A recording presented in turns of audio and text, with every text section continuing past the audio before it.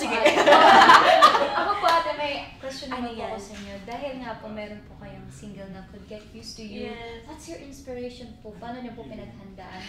Actually, alam niyo, yung fun fact, it's giving.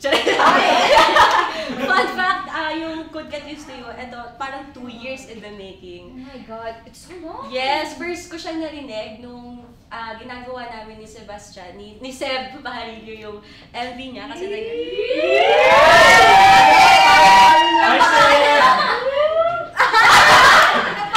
hindi po.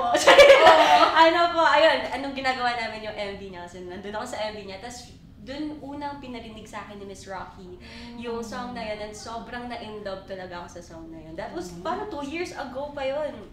Tapos, ni-record ko siya, gumawa ako ng demo right away, sa bahay pa lang. And then, sabi ni Miss Rox, gusto niya, i-record ko na siya sa studio mismo. So, next year yun. Next year? The next year of that year. Ha? Medyo magulo. Tapos, nag-record ako nun. That was parang, basta yun. Tapos, parang ilang months pa nag-pass, or years din, next year din, nag-request ako kay Miss Rox na kung pwede, i-record ko ulit. Okay. Kasi parang mas feeling ko, nag-grasp ko na yung meaning talaga ng song. And parang, wow. New word, grasp. Spell, red na lang.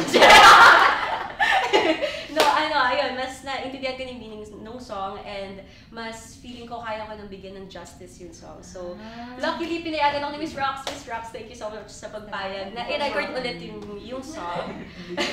And, ayun, finally, na-release na siya ngayon. And super happy I'm super proud of you, ate.